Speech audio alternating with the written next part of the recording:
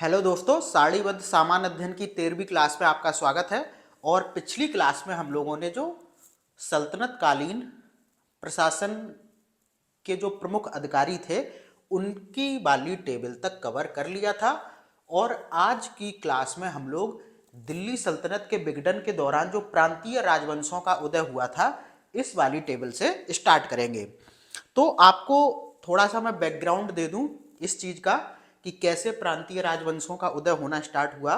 तो जब आप दिल्ली सल्तनत को डिटेल में पढ़ेंगे तब आप पाएंगे कि तुगलक वंश जब यहाँ पर शासन कर रहा था और मोहम्मद बिन तुगलक के शासन काल में जो सल्तनत यानी कि जो तुगलक वंश था या फिर जो सल्तनत का यहाँ पर राज था वो काफ़ी कमज़ोर होने लगा। और जब भी कोई केंद्रीय सत्ता बहुत कमज़ोर होती है तो हमेशा आप वहाँ से देखेंगे कि बहुत से छोटे छोटे नए प्लेयर उभर कर सामने आते हैं।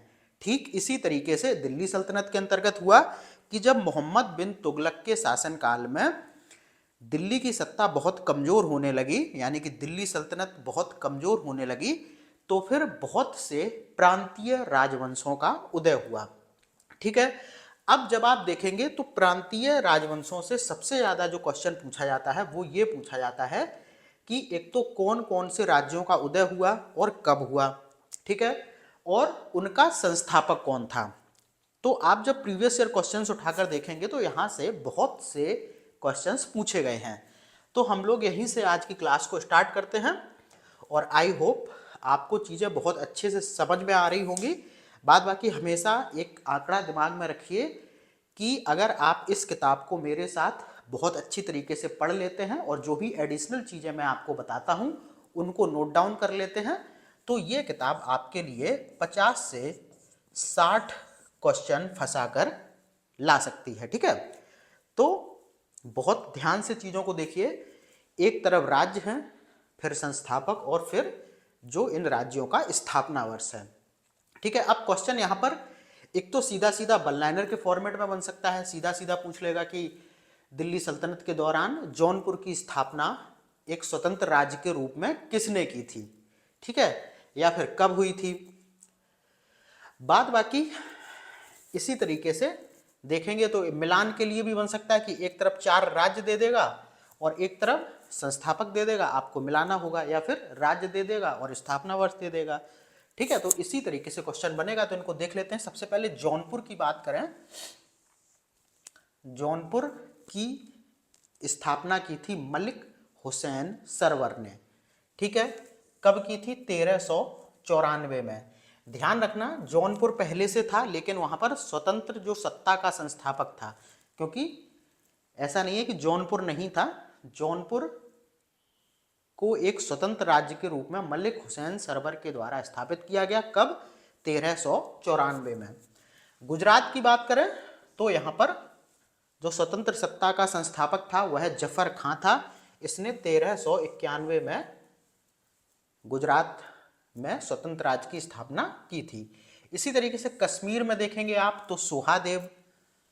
कब? 1301 में। बाद बाकी जौनपुर को ध्यान रखना, एक क्वेश्चन बहुत पूछा जाता है, सिराज ए हिंद कहा जाता है। ठीक है, और जौनपुर सल्तनत काल में प्रमुख शिक्षा का केंद्र था। ठीक है, बहुत से बड़े विद्वान जौनपुर में जाकर पढ़े थे और शिक्षा के क्षेत्र में इस उपलब्धि के कारण ही जौनपुर को सिराज ए हिंद कहा जाता है। ठीक है, बाद बाकी आपको पता होगा जौनपुर की जो अटाला मस्जिद है वो बहुत ही ज़्यादा फेमस है। तो इसके बारे में बहुत पूछा जाता है कि अटाला मस्जिद कहाँ पर है। ठीक है, कश्मीर में अगर हम बात करें तो सबसे पहले यहाँ पर एक हिंदू शासक था। उसके बाद आप देखेंगे तो यहाँ पर जैनुल अबादीन एक बहुत ही कश्मीर का प्रसिद्ध शासक हुआ है जिसे कि कश्मीर का अकबर भी कहा गया है। ठीक है, तो ध्यान रखना इसी प्रांतीय राजवंशों के उदय के दौरान कश्मीर में जैनुल अबादीन नाम का भी एक शासक हुआ है जो कि काफ़ी सैसुर टाइप का शासक था, बहुत कट्टर मुस्लिम शासक नहीं था। और इन्हीं सबके चलते उसको कश्मीर का अकबर कहा जाता है। ठीक है, और आप देखेंगे तो उसने जजिया वगैरह भी समाप्त किया था और गौ हत्या पर भी प्रतिबंध लगा दिया था। ठीक है, मालवा की बात करें तो यहाँ पर दिलावर खां गोरी ने स्वतंत्र राज्य की स्थापना की कब? 1401 में। मेवाड़ यहाँ पर हम्मीर देव ने स्थापना करी थी कब? 1304 में। मेवाड़ का मतलब जो आज राजस्थान का आप उदयपुर देखते हैं वही उस समय मेवाड़ था। मारवाड़ जो आज राजस्थान का जोधपुर है, उस वहां पर स्वतंत्र राज्य की स्थापना चुंद के द्वारा की गई थी कब? 1394 में। फिर आप बहमनी राज्य की बात करें तो अलाउद्दीन हसन बहमन शाह ने यहाँ पर स्वतंत्र राज्य की स्थापना की कब? 1347 में। ठीक है। फिर विजयनगर, बहुत ही ये बड़ा राज्य हो गया था विजयनगर। आप देखेंगे तो इसको हरिहर एवं वुक्का के द्वारा स्थापित किया गया था कब? 1336 में। ठीक है। और बंगाल की बात करें तो यहाँ पर स्वतंत्र राज्य की स्थापना की थी फखरुद्दीन मुबारक शाह ने कब? 1340 में। ठीक है। तो ये स्वतंत्र राज्य थे। एक बार इनका नाम थोड़ा सा ऐसे भी याद कर लीजिए कि अगर क्वेश्चन कहीं इस पैटर्न पर बनता है कि निम्नलिखित में से किन राज्यों का उदय सल्तनत काल के विघटन के दौरान हुआ, तो यहाँ से भी 4 उठा के दे देगा और 1 या 2 उसमें ऐसे डाल देगा जो कि नहीं होंगे। तो इस तरीके से भी देख लीजिए, क्योंकि क्वेश्चन कैसे भी बन सकता है। जिम्मेदारी आपकी है कि आप चीज़ों को किस तरीके से पढ़कर जाते हैं। अब जैसा कि मैंने आपको बताया कि इन स्वतंत्र राज्यों में जो सबसे महत्वपूर्ण राज्य था वह था आपका विजयनगर। ठीक है। तो विजयनगर राज्य के अंतर्गत यहाँ पर 4 शासक वंशों ने राज्य किया। कौन कौन से थे? पहला संगम, दूसरा सालुब, तीसरा तुलुब और चौथा अरावीडू। अब इनका नाम ही एक क्रम में याद कर लीजिए, क्योंकि बहुत बार यूपीपीसीएस और यहाँ तक कि यूपी ट्रिपल एससी ने भी इन वंशों का क्रम पूछा हुआ है। ठीक है। तो सबसे पहले संगम 1336 से 1485 तक, उसके बाद सालुब वंश 1485 से 1505 तक, और फिर 1505 से 1565 तक तुलुब वंश। ठीक है। और फिर 1570 से 1652 तक अरावीडू वंश। ठीक है। तो ये 4 शासक वंश हैं जिन्होंने कि विजयनगर पर अपना शासन किया है। अब एक एक करके देख लेते हैं कि इन शासक वंशों का संस्थापक कौन था, क्योंकि यहाँ से भी क्वेश्चन खूब बने हैं। तो संगम वंश का जो संस्थापक था वो कौन था? हरिहर एवं बुक्का, जिन्होंने कि स्वतंत्र राज्य के रूप में 1336 में विजयनगर की स्थापना की थी। ठीक है। और सालुब वंश की बात करें तो नरसिंह सालुब ने विजयनगर पर सालुब वंश की स्थापना की। तुलुब वंश की बात करें तो वीर नरसिंह। अब देखो यहाँ पर इन्हीं दोनों को लेकर ज्यादा कंफ्यूजन होता है, क्योंकि संगम तो सबको पता है। और एक चीज और ध्यान रखना कि हरिहर एवं बुक्का ने अपने पिता संगम के नाम पर ही इस वंश का नाम संगम रखा था। ठीक है। लेकिन आप जहां देखेंगे सालुब वंश और तुलुब वंश, तो एक तो इनका नाम थोड़ा सा एक जैसा लगता है, सालुब और तुलुब। दूसरा, इनके संस्थापक पर थोड़ा सा नजर डालेंगे तो आप पाएंगे कि नरसिंह सालुब और वीर नरसिंह। ठीक है। तो दोनों में नरसिंह आ रहा है, तो यहां पर भी आप लोग कंफ्यूज होते हैं। तो संगम और अरावीडू दोनों लगता है कि भाई पहला और अंतिम, लेकिन सालुब और तुलुब में आप कंफ्यूज होते हैं। इसीलिए मैं इस बात को जोर दे के बता रहा हूं, सालुब वंश दूसरा, फिर है तुलुब। सालुब वंश के जो संस्थापक हैं वो है नरसिंह सालुब, और तुलुब वंश के जो संस्थापक हैं वो हैं वीर नरसिंह। ठीक है। अंतिम जो विजयनगर पर शासक वंश रहा वह था अरावीडू वंश, जिसके संस्थापक थे तिरुमल। ठीक है। तो अब यहां पर हम लोग ये भी देख लेते हैं कि ये विजयनगर पर जो शासन करने वाले 4 शासक वंश थे, इनके प्रमुख शासकों का क्रम। ठीक है। तो सबसे पहले यहां पर आप देखेंगे कि जब विजयनगर पर संगम वंश स्थापित हुआ तो यहां पर पहला शासक बना था हरिहर प्रथम, फिर बुक्का प्रथम, फिर हरिहर द्वितीय, फिर आपका देवराय, और फिर देवराय द्वितीय, फिर मल्लिकार्जुन और विरूपाक्ष द्वितीय। ठीक है। यहां से क्रम पूछा जा चुका है। ठीक है। तो इनको भी बहुत अच्छी तरीके से आप लोग तैयार कर लीजिए। सालुब वंश की बात करें तो यहाँ पर सिर्फ एक ही शासक है, नरसिंह सालुब। ठीक है, इसी ने 20 वर्षों तक शासन किया और फिर विजयनगर पर तुलुप वंश की स्थापना हो गई। तुलुप वंश के अंतर्गत अगर हम लोग देखें तो वीर नरसिंह, फिर कृष्णदेव राय, यह विजयनगर साम्राज्य का सबसे प्रसिद्ध शासक था। कौन? कृष्णदेव राय। ठीक है, कृष्णदेव राय के बाद अच्युत राय और फिर सदाशिव राय। तो यहाँ पर ध्यान रखना, जो कृष्णदेव राय था वह विजयनगर और तत्कालीन भारत का सबसे प्रमुख शासक था। बाबर ने भी इसको भारत के सबसे शक्तिशाली शासकों में से एक माना है। ठीक है, इसी के राज्य में आप देखेंगे तो तेनालीराम रहता था। आपने खूब हो सकता है तेनालीराम की कहानियां सुनी हो। तो जो तेनालीराम था वह कृष्णदेव राय के दरबार में ही रहता था। ठीक है, उसके बाद जो अंतिम है अराविडू वंश, यहाँ पर देखें तो तिरुमल और फिर श्रीरंग प्रथम और फिर वेंकट द्वितीय। तो ये आपके हो गए विजयनगर साम्राज्य के अंतर्गत 4 शासक वंश। कब से कब तक शासन किया, संस्थापक कौन था और उनके शासकों का क्रम। बहुत ही इंपॉर्टेंट टेबल है, बहुत बार यहाँ से क्वेश्चन पूछे गए हैं। ठीक है, अब हम लोग बढ़ते हैं अपनी अगली टेबल में है, देखेंगे इसमें है सल्तनत कालीन आर्थिक शब्दावली। तो जैसा कि मैं आपको बार बार बता रहा हूं कि जो भी प्रमुख वंश हैं उनकी प्रशासनिक शब्दावली और प्रशासन के अधिकारी और जो सिक्के वगैरह होते हैं वो बहुत इंपॉर्टेंट चीज़ होती है। तो सल्तनत काल के जो भी अधिकारी थे उनकी टेबल हम लोग ऑलरेडी देख चुके हैं और इस टेबल में हम लोग बात करेंगे सल्तनत काल में प्रयोग होने वाली शब्दावली की। ठीक है, तो यहाँ पर सबसे पहले जो है वो है फवाजिल। अब फवाजिल जो है तो जो राजस्व अधिशेष होता था उसको सल्तनत काल में फवाजिल कहते थे और ये क्वेश्चन यूपीएससी से लेके आप यूपी ट्रिपल एससी तक पूछे गए हैं। आप प्रीवियस ईयर क्वेश्चन उठाकर देख सकते हैं। फिर खिदमती की बात करें तो पराजित राजाओं से लिया गया जो राजस्व कर था उसको क्या कहते थे? खिदमती। ठीक है, महसूल की बात करें तो भू राजस्व का जो अनुमान होता था उसको सल्तनत काल में महसूल बोलते थे। ठीक है, हक ए खोती की बात करें तो किसानों से लगान वसूल कर खूत, मुकद्दम, चौधरी जैसे स्थानीय अधिकारी दीवान ए बजारत में राजस्व जमा करते थे। इस परिश्रम के एवज में लगान का उन्हें एक भाग प्राप्त करने का अधिकार था और यही कहलाता था हक ए खोती।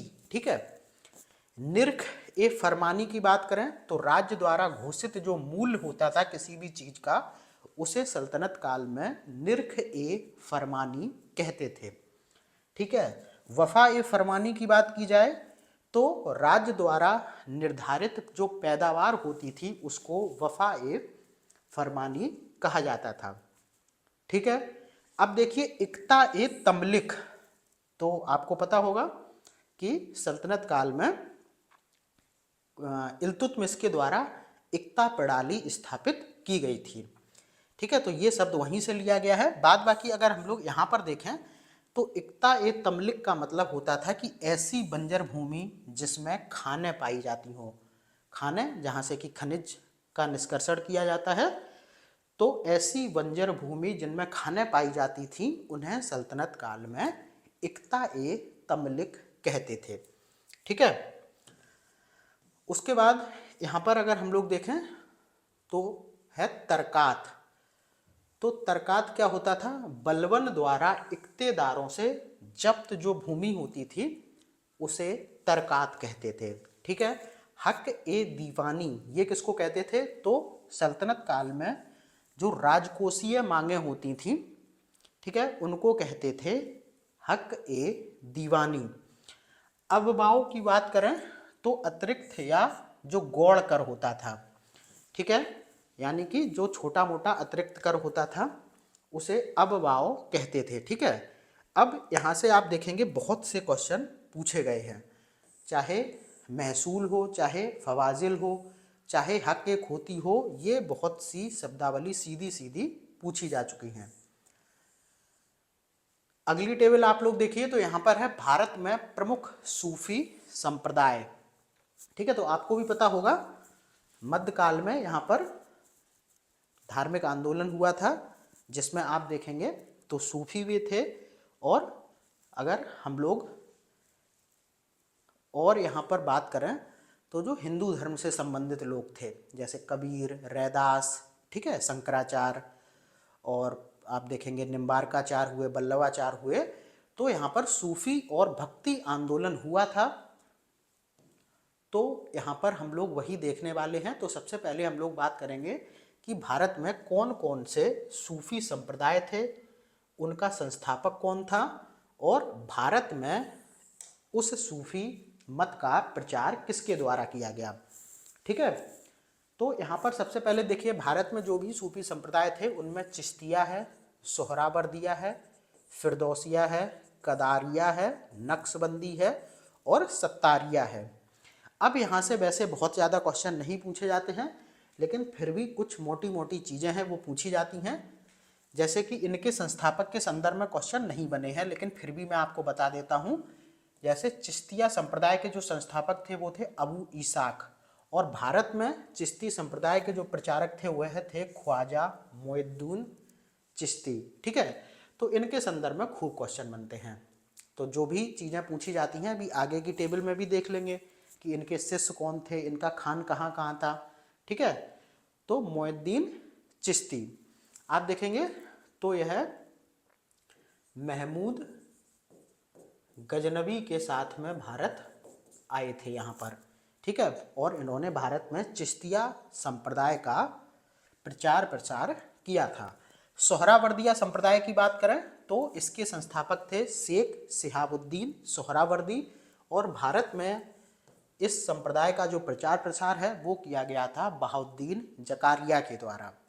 ठीक है, फिर हम लोग देखें फिरदौसिया संप्रदाय, तो इसके संस्थापक थे सैफुद्दीन बखरजी, और भारत में अगर हम देखें तो शेख बदरुद्दीन समरकंदी के द्वारा फिरदौसिया संप्रदाय का प्रचार प्रसार भारत में किया गया।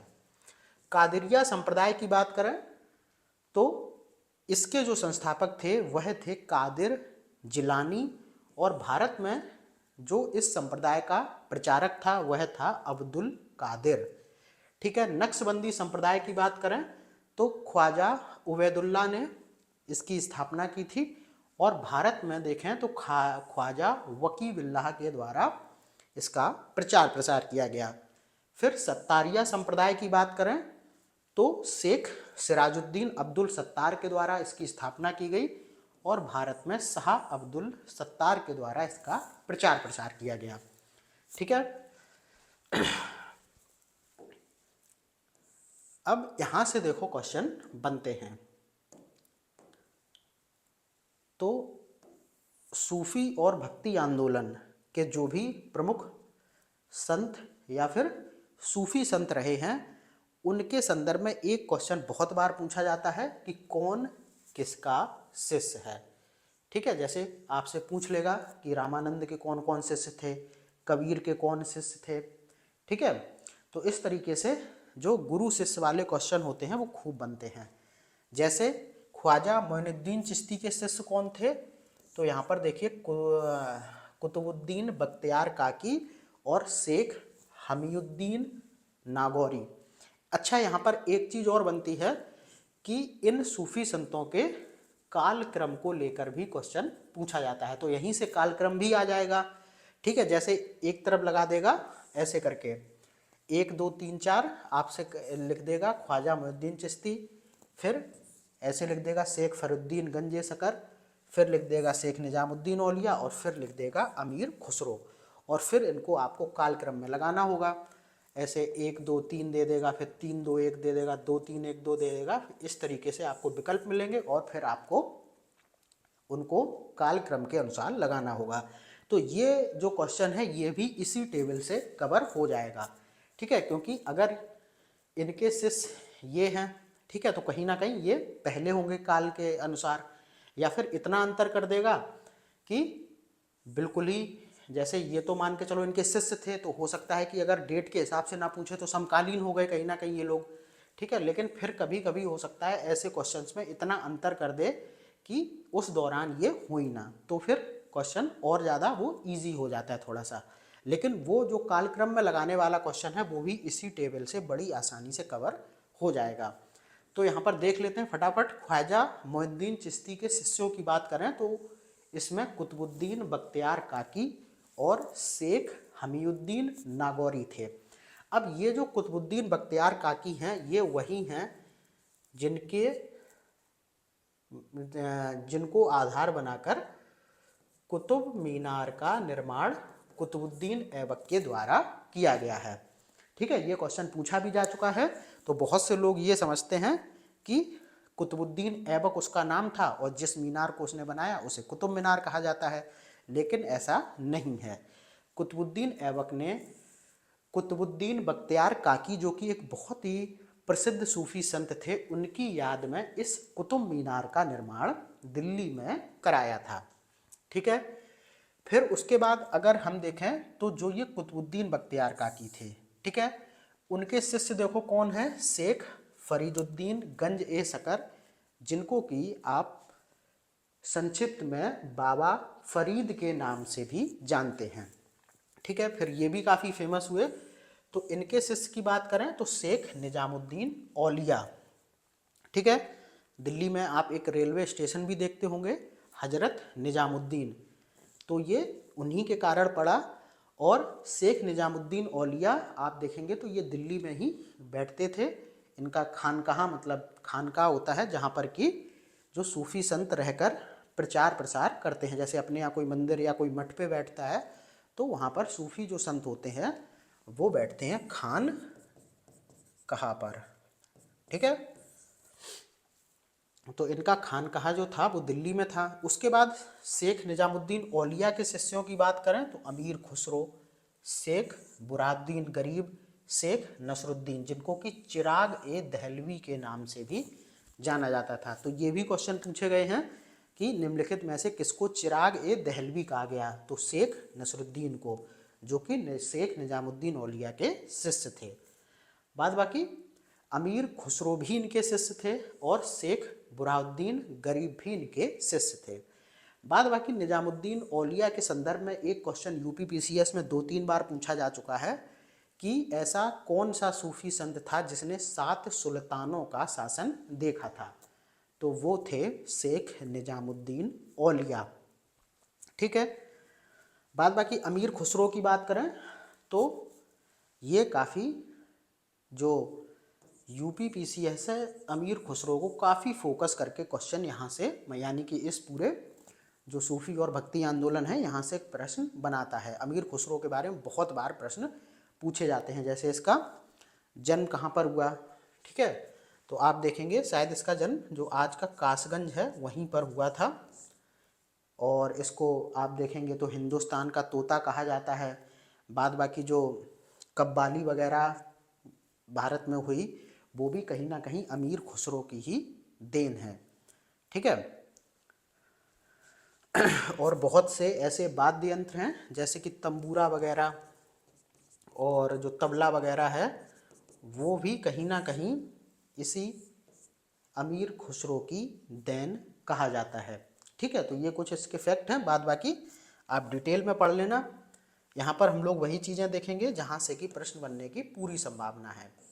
अब थोड़ा सा हम लोग देखते हैं भक्ति आंदोलन की तरफ। तो यहाँ पर हम लोग देखेंगे कि जो शंकराचार्य थे, ठीक है, आपको पता होगा उन्होंने हिंदू धर्म के प्रचार प्रसार को लेकर पूरे भारत के 4 कोनों पर, यानी कि उत्तर भारत, दक्षिण भारत, पश्चिम भारत और पूर्वी भारत, तो भारत के चारों कोनों पर हिंदू धर्म के प्रचार प्रसार के लिए 4 मठों की स्थापना की थी। तो यहाँ से क्वेश्चन बनता है कि कौन सा मठ कहाँ था, किस भगवान को समर्पित था।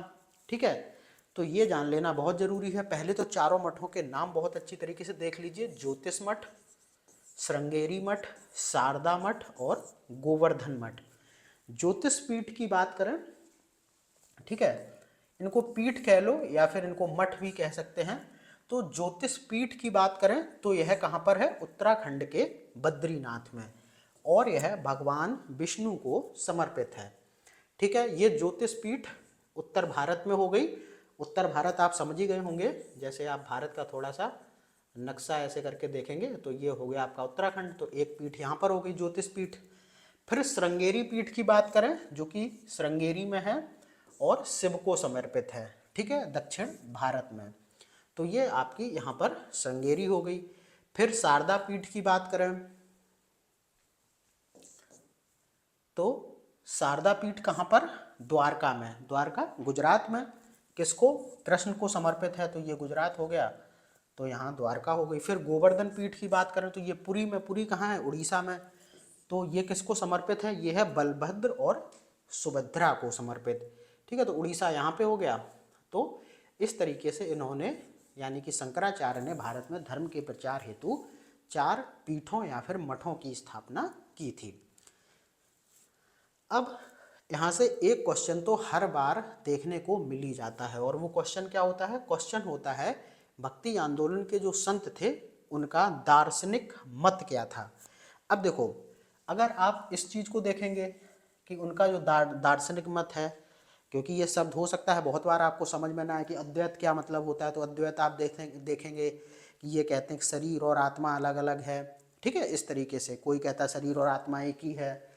ठीक है, तो यहाँ पर बहुत से ऐसे हर सूफी संत के दार्शनिक मत थे जिनके बारे में आपको डिटेल में जाने की कोई भी ज़रूरत नहीं है। बस आपको इतना पता होना चाहिए कि किस भक्ति आंदोलन के संत का क्या दार्शनिक मत था। ठीक है, तो यहाँ पर देखें शंकराचार्य की सबसे पहले बात करें तो इन्होंने अद्वैतवाद की बात की। ठीक है, तो इनका मत क्या था? अद्वैतवाद। उसके बाद निम्बार्काचार्य की बात करें तो द्वैतवाद। ठीक है, सीधा सीधा क्वेश्चन यहाँ से हर बार मिलान के लिए पूछ लिया जाता है। वल्लभाचार्य की बात करें तो शुद्धा द्वैतवाद। नामदेव की बात करें, पूछा जा चुका है, विठोबा भक्ति। रामानुजाचार्य की बात करें, बहुत बार पूछा जा चुका है, विशिष्टाद्वैतवाद। और माधवाचार्य की बात करें तो द्वैतवाद। ठीक है, रामानंद, ये राम भक्ति इनका दार्शनिक मत था। और सूरदास की बात करें तो ये कृष्ण भक्ति में लगे रहते थे। उसके बाद यहाँ पर अगर हम देखें तो 3 सूफी संत, भक्ति आंदोलन के संत और हैं। एक दादू हैं जिन्होंने कि अपना दादू पंथ चलाया अलग बिल्कुल। चैतन्य की बात करें तो अचिंत भेदा भेद। ठीक है, ये इनका दार्शनिक मत था। और जो तुकाराम थे उनका दार्शनिक मत या फिर उनका खुद का चलाया हुआ एक पंथ था जिसे वारकरी संप्रदाय या फिर वारकरी पंथ कहते थे। ठीक है, तो ये हो गए भक्ति आंदोलन के संतों के दार्शनिक मत। यहाँ से मिलान के लिए क्वेश्चन बहुत पूछे गए हैं, और बाद बाकी मिलान में भी जो सबसे ज़्यादा आते हैं वो 4 लोगों को लेकर पूछा जाता है। कौन कौन से वो 4 लोग हैं तो मैं आपको बता दूं, 4 नहीं 5 लोग। ठीक है, 3 आपके ये हो गए शंकराचार्य, निम्बार्काचार्य और वल्लभाचार्य, और 2 आपके हो गए रामानुजाचार्य और मध्वाचार्य। इन 5 को लेके बार बार क्वेश्चन मिलान के लिए पूछा जाता है। बाद बाकी इनका जो दार्शनिक मत है वो भी काफ़ी आपको सिमिलर टाइप का दिखेगा, जैसे कि अद्वैतवाद शंकराचार्य का, निम्बार्काचार्य का द्वैताद्वैतवाद, वल्लभाचार्य का शुद्धाद्वैतवाद, रामानुजाचार्य का विशिष्टाद्वैतवाद और माधवाचार्य का द्वैतवाद। ठीक है, तो इन 5 पर विशेष फोकस कीजिए। ठीक है, बाद बाकी तो रामानंद, राम भक्ति, सूरदास कृष्ण भक्ति, नामदेव विठोबा भक्ति, ये तो आप थोड़ा सा इनको डिफ्रेंशिएट करके अच्छे से याद भी कर लेंगे, लेकिन कन्फ्यूजन इन 5 में ज़्यादा होगी। उसके बाद देखो यहाँ पर भक्ति आंदोलन के संतों का जन्म स्थान और उनका कार्य क्षेत्र, तो यहाँ से भी खूब क्वेश्चन पूछे गए हैं कि भक्ति आंदोलन के प्रमुख संतों का जन्म कहाँ पर हुआ था। इस संदर्भ में हमेशा क्वेश्चन पूछा जाता है, जैसे कि आप 11 फरवरी वाला जो आरओ का पेपर हुआ था वहाँ पर तुलसीदास के जन्म के संदर्भ में पूछा गया था। ठीक है, तो हर बार पूछा जाता है। तो शंकराचार्य की बात करें तो इनका जन्म हुआ था केरल के कलाड़ी में। ठीक है, कार्य क्षेत्र इनका क्या था, संपूर्ण भारत तो वैसे इनका कार्य क्षेत्र था, लेकिन अगर विशेष रूप से बात करें तो यह उत्तर भारत में ज़्यादा सक्रिय रहे थे। उसके बाद देखो रामानुजाचार्य की बात करें तो इनका जन्म तमिलनाडु में हुआ था और इनका कार्यक्षेत्र जो था वो दक्षिण भारत था। निम्बार्काचार्य की बात करें तो इनका जन्म आज जिसको आप चेन्नई के नाम से जानते हैं तब उसको मद्रास के नाम से जाना जाता था, तो इनका जन्म मद्रास में हुआ था और इनका जो कार्य क्षेत्र था वह था अपना वृंदावन। मध्वाचार्य की बात करें तो इनका जन्म उडुपी कर्नाटक में हुआ था और इनका जो कार्य क्षेत्र था वो संपूर्ण भारत था। उसके बाद वल्लभाचार्य की बात करें तो इनका जन्म हुआ था तेलंगाना में और इनका जो कार्य क्षेत्र था वो था वाराणसी। ठीक है। रामानंद की बात करें तो इनका जन्म प्रयागराज में हुआ था और इनका जो कार्य क्षेत्र था वो बनारस या फिर वाराणसी था। कबीरदास की बात करें तो इनका जन्म वाराणसी में हुआ और इनका कार्य क्षेत्र भी वाराणसी रहा। ठीक है। रैदास या फिर रविदास इनकी बात करें तो इनका जन्म भी वाराणसी में हुआ और इनका कार्य क्षेत्र भी वाराणसी रहा था।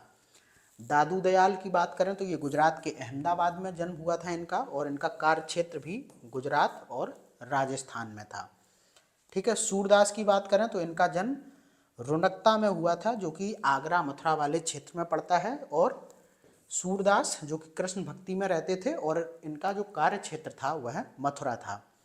तुलसीदास की बात करें तो इनके जन्म को लेकर थोड़ा सा डिबेट होती रहती है, लेकिन यहाँ पर आप देखेंगे बांदा लिखा हुआ है तो बांदा का पहले राजापुर गांव था जो कि अब चित्रकूट जिला बनने पर उसमें शामिल हो गया है। तो अब अगर पूरी करंट सिचुएशन की बात करें तो तुलसीदास का जन्म राजापुर चित्रकूट में हुआ है। ठीक है। ध्यान रखना इसी को आयोग सही मानता है। बहुत बार जब आप सोरो ये कासगंज से आगे निकल कर एक जगह है तो यहाँ पर भी इसको तुलसी जन्मभूमि के रूप में देखा जाता है। आपने देखा होगा बहुत से बोर्ड भी लगे हुए हैं वहाँ पर, लेकिन तुलसीदास के अगर हम लोग एक्यूरेट बर्थ प्लेस की बात करें तो ये राजापुर गांव है जो कि अब कहाँ पर है, चित्रकूट जिले में। पहले जब चित्रकूट जिला नहीं बना था तो ये था बांदा में, वही यहाँ पर लिखा हुआ है। तो राजापुर चित्रकूट में तुलसीदास का जन्म हुआ और इनका कार्यक्षेत्र था वाराणसी।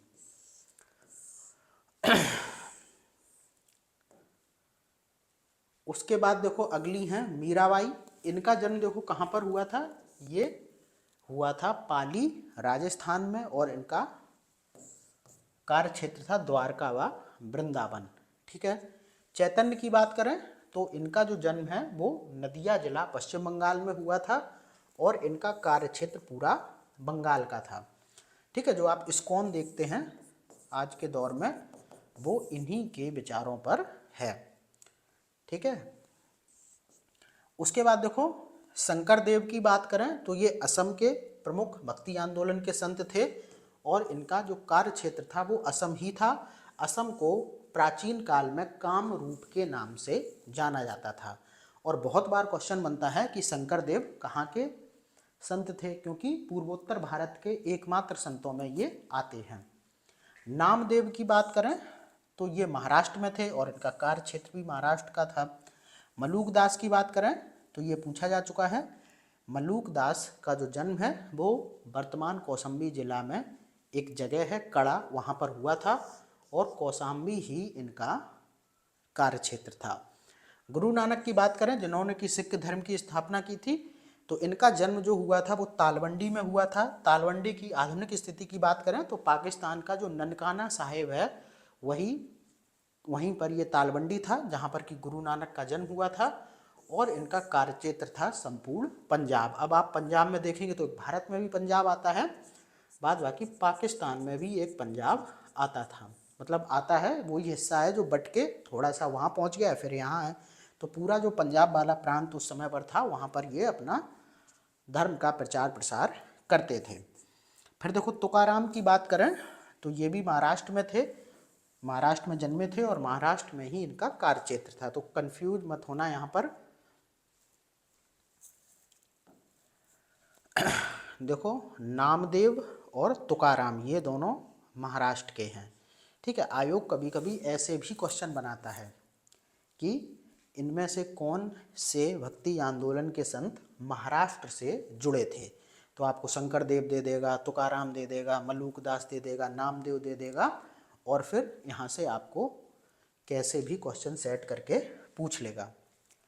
उसके बाद देखो, रसखान की बात करें तो इनका जन्म उत्तर प्रदेश के हरदोई में हुआ था, और रसखान आप देखेंगे तो इनका जो कार्य क्षेत्र था वो मथुरा था, और ये मुगल काल में अकबर के शासनकाल में थे, और ये कृष्ण भक्ति के लिए बहुत ही ज़्यादा प्रसिद्ध हैं।